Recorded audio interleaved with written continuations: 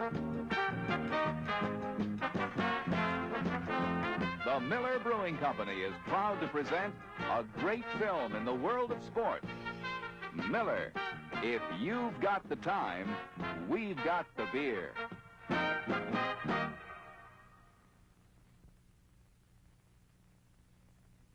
over! It's over! The Milwaukee Bucks are champions of the world! The Milwaukee Bucks are the world's champions!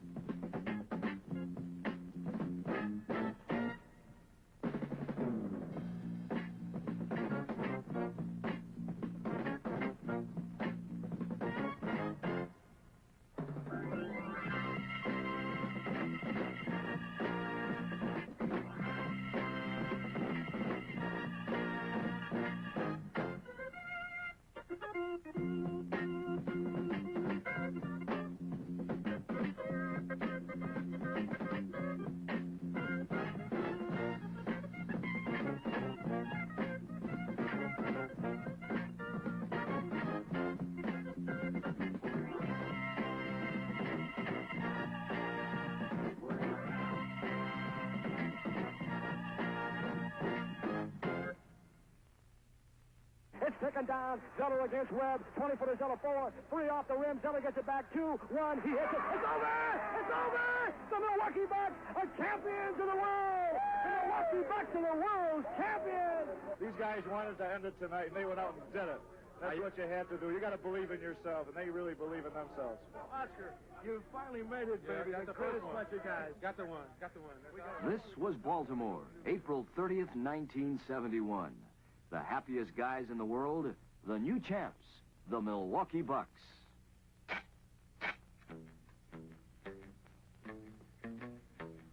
In the NBA's silver anniversary season, it was a fast-growing 3-year-old that showed the elder statesmen of the league the way. They'd come a long way from that first-year 27-55 record. Then came the winning coin flip and a 56-26 mark. There was the addition of the Big O. And now Milwaukee was the proud possessor of the league's second-best record in history, 66-16. The Milwaukee Bucks were rulers of the basketball world. Theirs was a feat never before paralleled in the history of major professional sports.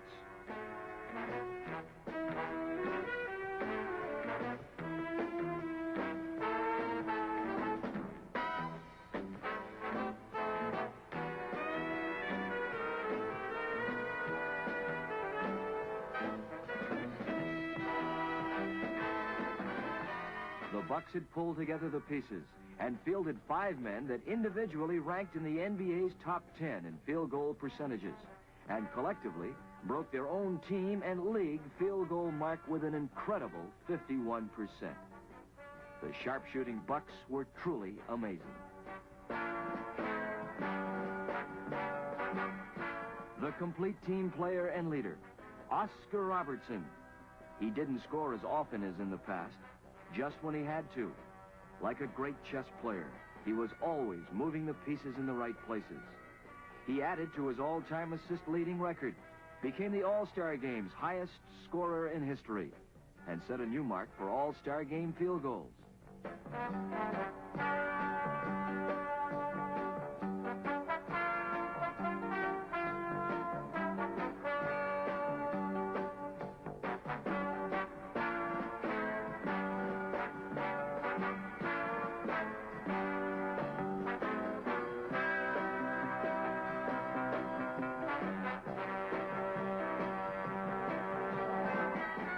The Bucks were like concert in rhythm, and the maestro, the Big O.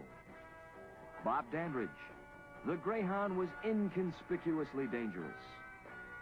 Greg Smith, Captain Marvel, with adrenaline in reserve. John McLaughlin, Johnny Mack, an important ingredient.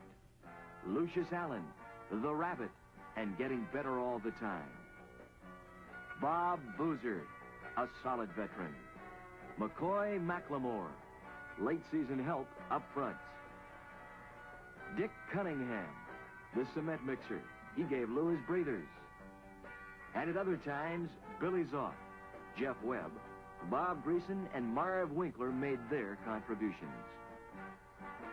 And this is the man, Lew Alcindor, the NBA scoring champ with a 31.7 average.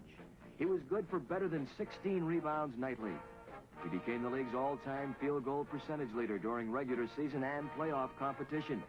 He was the starting center on the All-Star team and the most valuable player in the playoffs. He did everything imaginable, and for his efforts, won the NBA's Most Valuable Player Award by the largest voting margin in history.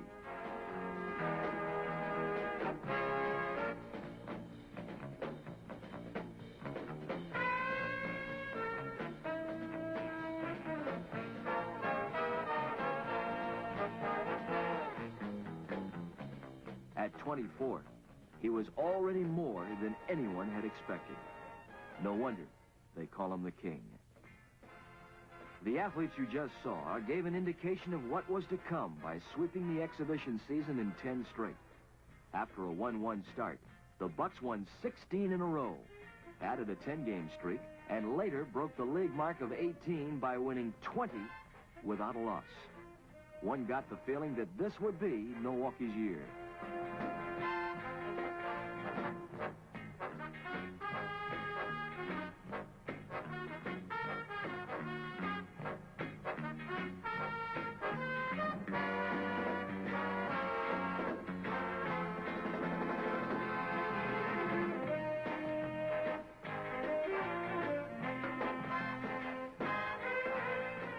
Records tumble as the big green line moved on. 34 wins at home, 28 on the road, and 4 on neutral floors. They logged history for most assists and field goals for a team. When it was all over, exhibition, regular season, and playoffs, 88 wins and 18 losses told the tale. The Bucks had amassed numbers that may never again be duplicated. A great team needs top leadership. This man was picked as the NBA Coach of the Year. But Wisconsin's choice was Larry Costello. Greg! Stay right there, Lew. That's it.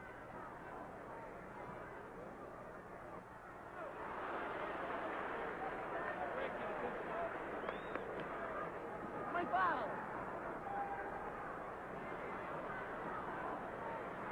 Middle, go! Interchange. Back!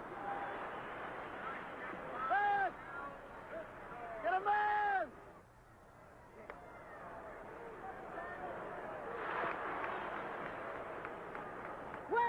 Wedge steal, wedge! These people loved their Bucks. They turned out on an average of 10,500 plus per game. 98% of the arena's capacity. 28 of the 36 home dates were sellouts, including the last 17 regular season games. Going to Bucks games was the thing. But for those who couldn't, the Bucks radio TV network did the job. Clark pulls up with a 15-footer on the way. It's in as it hit the rim and dropped down. It remained. The Bucks with a 4-point lead. Greg along the right side of the foul circle leaves it for Dandridge. He's got to jump high. Bring it down in. Dandridge comes out back to him. McLaughlin gives it to Lew. Along the left side of the lane. Back to the big hole. Chamberlain, 6 seconds on the shot clock. Oscar Robertson Against Wilt. He stops. He pops. It's on the way. It's in. It's out. Tipped by Lew. Good. Holy mackerel, the crowd loves it. And they'll give it to Philly. That's last for the blue line. Here they go, Clark, down low right side. He played out there along the right side of the lane to Lew. Dribbles once to the right, turns back now as he tries to clear it back to the free throw line. Cunningham away from Dandridge. 15-footer by Billy. Around the rim. Alcindor with another rebound. Head 30. Lead feed breakaway. Those who attended Bucks games also saw the other great talent in the NBA. Stars like Detroit's Dave Bing, San Francisco's Nate Thurman, Jerry West of Los Angeles, and his teammate Wilt Chamberlain, Earl Monroe of Baltimore, Seattle's Spencer Haywood, the Hawks' Pete Maravich, New York's Willis Reed, Connie Hawkins of the Suns, Jerry Sloan, Chicago, and the Knicks' Dave DeBusschere. Just a few of the great ones. And for the skeptics who think that basketball is a non-contact sport, Try taking a tap on the jaw like this.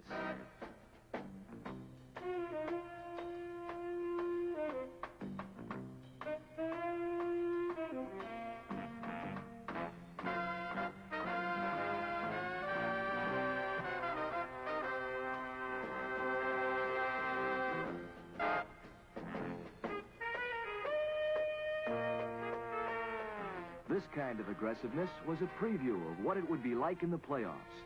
82 games plus exhibitions were now behind. A title, money, and fame awaited. Due to previous commitments, the Bucks' home in Milwaukee was not available for the second year in succession.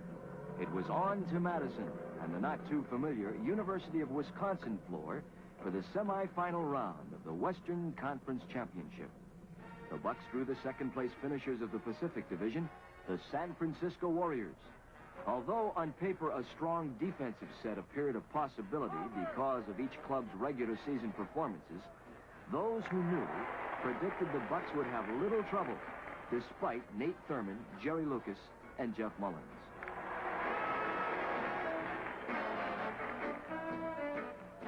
The first game was played across the bay in Oakland. The Big O had 31, Lew 25, and the Bucks win by 11, 107-96. This 96 would later prove to be the Warriors' series average. This Madison scene was the setting for Game 2. The defense took over and held the Warriors to 90 points as Lew and Bob Dandridge led the Bucks and Greg Smith helped out with 17 rebounds. Final, 104-90. Milwaukee leads the series now 2-0. Game 3 was also played at the University Fieldhouse. And again, big number 33 and the Greyhound were the offensive leaders. But the surprise was Jerry Lucas, who after a dismal 8 points the night before, came back with 25 points and 20 rebounds. It wasn't enough. Final, Bucks 114, San Francisco 102. With a 3-0 lead, the Bucks returned to the coast and a chance to win it in 4. But the Warriors were determined to head back to the Midwest one more time. And after the Bucks made a miraculous fourth-quarter comeback, with the Big O hitting a tie-scoring basket with 4 seconds left, Machine Gun Joe Ellis heaved up a 42-footer that found the hoop, and the Warriors won a thriller, 106-104. It was 3-1 and cross-country again. The Bucks are convinced they will not return west. April 4th, 1971. The Bucks got all parts working and at one point had a 60-point lead and later won by 50, 136-86.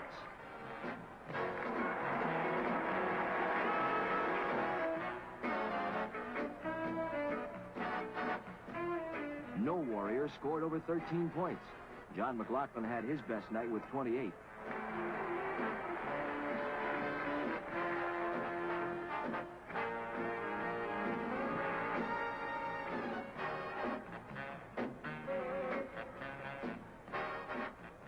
And Milwaukee, a 4-1 winner, advances to the conference final and awaits the winner of the Los Angeles-Chicago matchup.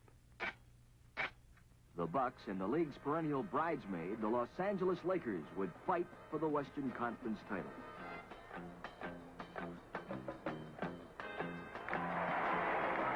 The big confrontation centered on Wilt Chamberlain and Lew Alcindor, the game's Old and New Testament.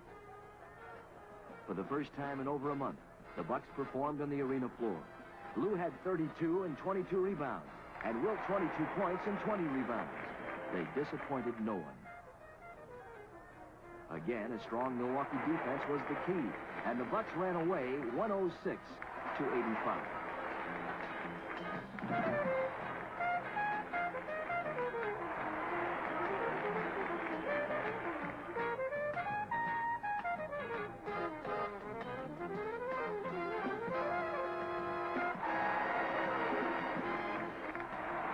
Two nights later, same place.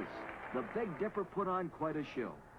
The Bucks did not have to produce much because the Lakers scored only 73 points, tying an all-time low for a Bucks opponent. Timeout, timeout.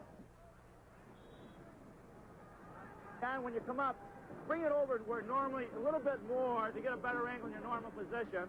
Get down here in the playing area, too. Don't stop here with your dribble. He passes to Oscar. Dangerous, you flare out. It goes into Lew. Lew, you got your move. Greg, you set the pick. John goes off and he rolls, okay? Let's go, baby. Let's stay back. All right, Bucks, let's go now. Milwaukee ended with 91, and it was time to go to Los Angeles leading 2-0. Media people were looking for a Bucks sweep over the weakened Lakers. But Game 3 was all Los Angeles.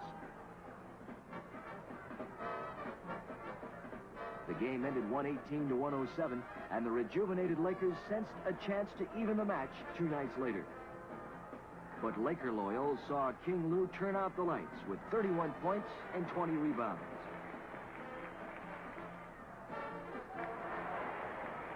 Bob Boozer also gave the Bucks a good lift with 16. Everything seemed to work well. The action would now return to the Midwest, with the Green leading 3 games to 1. Final score, 117-94, Milwaukee. The Bucks had never played more than 5 games in a playoff round, and they kept this mark intact, winning the April 18th arena date, 116-98. All Bucks starters played key roles. Chamberlain had another great game, and the appreciative Wisconsin Rooters gave the Dipper one of the sincerest, most impressive ovations he had received in his career. He said he was overwhelmed, but the Lakers' chances had ended, 4 games to 1, and the Bucks were Western Conference champs. Next mission, the whole package. This was where it was. The Bucks were about to seek more of the championship glory Wisconsin had known in the past. The Honorable Governor Lucy was an early arriver. One could sense the electricity in the air, and the crowd was enthusiastic over their team's prospects.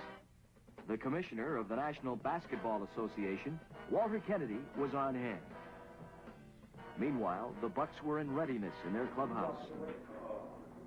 The customary pregame activities took place, and as always, there was a subdued but positive atmosphere.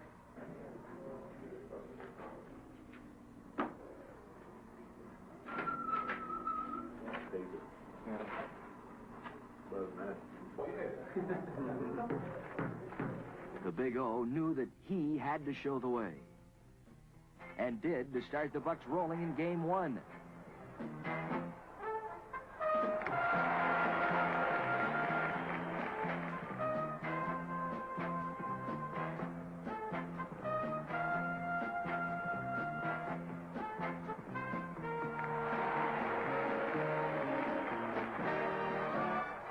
The Bullets' chances were dim when All-Pro forward Gus Johnson's ailing knees did not respond. He wasn't able to play, so the burden of performance fell on burly Wes Unseld and the fabulous Earl Monroe.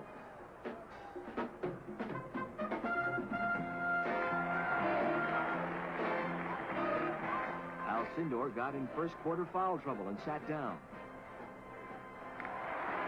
But Dandridge filled the void nicely.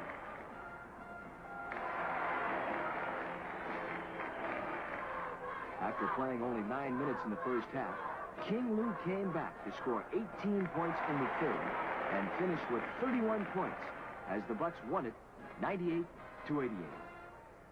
Coach Costello's pep talks couldn't have said it any better. Baltimore turned out big to see if their Bullets could come back. The crowd and the team got a big psychological lift when Gus Johnson hobbled out of the dressing room, clothed for combat, just seconds before the tip. He didn't start, but he did hit his first 2 shots when he entered the game. The Big O orchestrated right from the start as the lead ping-ponged back and forth 17 times.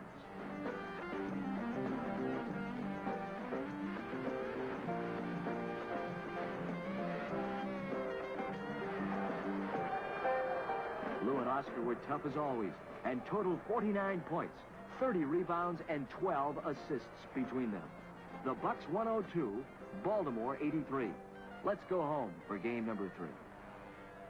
A determined Baltimore bunch did everything they could in this one to get a win.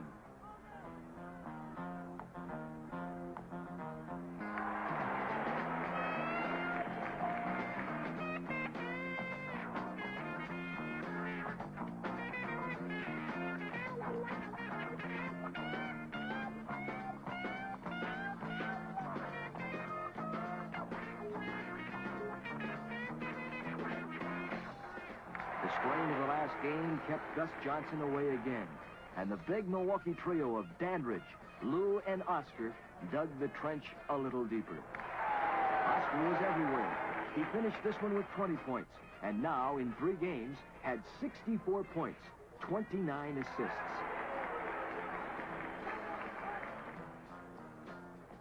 It seemed he was making a habit of humiliating Baltimore's guards, particularly Fred Carter.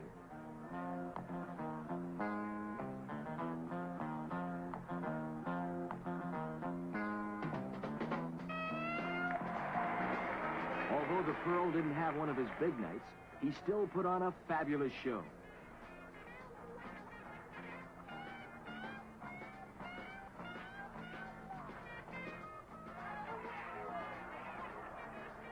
Lew ended with 23 points and 21 rebounds. And the Greyhound was high scorer with 29 points. The Bucks win it 107-99. And Baltimore, a high-powered offensive team, had yet to go over 100 points against Milwaukee's solid defense. Now the big question was, could the Bucks win it in 4 and become the second team in league history to do so? Back to Baltimore to find out. Friday, April 30th. And a pessimistic cloud hung over Baltimore's Civic Center. Gus Johnson's second surprise appearance, and this cat's unsolicited moves might help. Bullet prospects were a bit brighter with this hoop and a right-on boost. But they couldn't stop the Big O as he continued to taunt Fred Carter.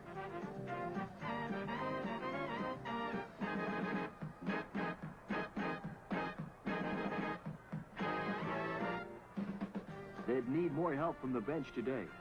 O had a day hitting 11 of 15 floor shots, 8 of 9 free throws, had 9 assists, and drained the hopes of this crowd. And then there was the big guy as he drilled for oil with a couple of these. Were the Bucks that good, or Baltimore just plain flat? Even the all-pro tandem of Earl the Pearl and Honeycomb Johnson couldn't click on this spectacular wraparound stuff attempt. And the frustration was becoming more apparent. A fine team effort got the Bucks a nice 13-point lead at the half. Score 60-47. Baltimore had their best third quarter of the series, sparked by Earl Monroe. Perhaps his emotional tactics would stir the Bullets. But it all washed asunder when Mammoth Bucks aide Wayne Embry was set to jump in the ring as McLaughlin's tag team partner. You're right, that would hurt. And then more of Oscar's 30 points. He was absolutely everything you could possibly want on a basketball court, averaging over 9 assists, 23 points, and 52% from the floor against the Bullets in this series. The Bullets knew their chances for glory were over. Lew winds up and finds Dandridge, who had 21 points, 12 rebounds, and 6 assists. Woe is me. Alcindor hit a series average of 27 points in this game.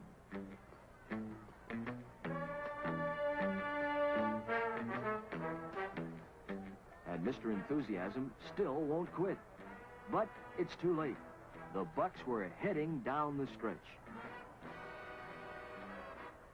As the playoffs' most valuable player, the King showed why, shooting over 61% and averaging more than 18 rebounds a game against the Bullets. Three off the rim, Zeller gets it back, 2-1, he hits it, it's over! It's over! The Milwaukee Bucks are champions of the world! The Milwaukee Bucks are the world's champions! Every member of this team had a part to play, and they did it to perfection. Few now doubted how strong the new world's champs really were. The Bucks rolled over Baltimore in 4 straight and became only the second team in NBA history to do so in the championship round. Only 2 losses interrupted the record-shattering Big Green Line as the Bucks showed the world a young giant that was just starting to flex. They made it look easy, and why not? The great ones always do. In 3 years, a dream becomes a reality. Champagne for the world's champions, with plenty left over for next year.